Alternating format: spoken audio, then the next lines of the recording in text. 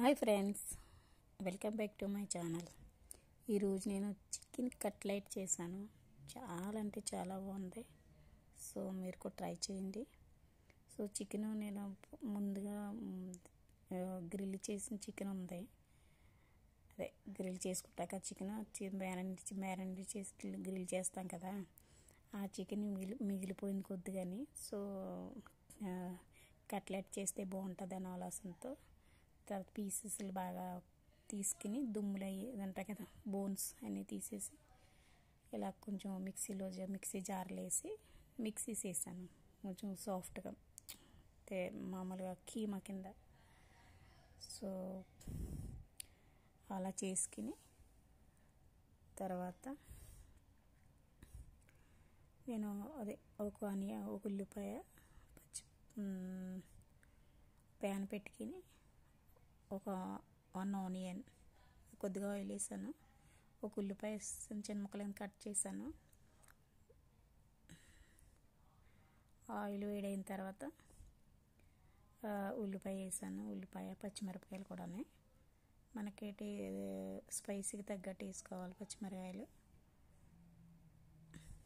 తర్వాత ఇది కొద్దిగా ఫ్రై చేశాను, అంటే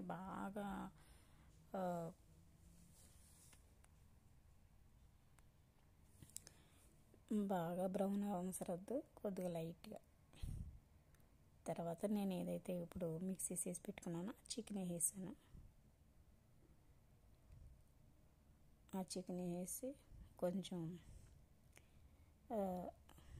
సాల్ట్ కొంచెం బాగా మిక్స్ చేసుకుని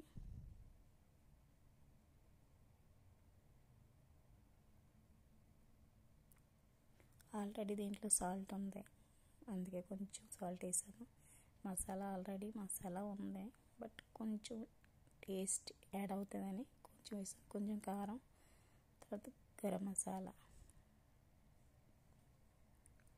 చాలా బాగుంది. సో మీరు ట్రై చేయండి, లైక్ చేయండి, షేర్ చేయండి, సబ్స్క్రైబ్ చేయండి. ప్లీజ్ సపోర్ట్ చేయండి. కొంచెం గరం మసాలా వేసి కలిపాను. తర్వాత ఒక పెద్ద బంగాళదుంప, పొటాటో 2 అయినా వేసుకోవచ్చు. నేను ఒకటి వేసాను, కొంచెం పెద్దది. పొటాటో కొంచెం బాయిల్ చేసుకుని పెట్టుకున్నాను, అది దాంట్లో వేసి మ్యాష్ చేశాను.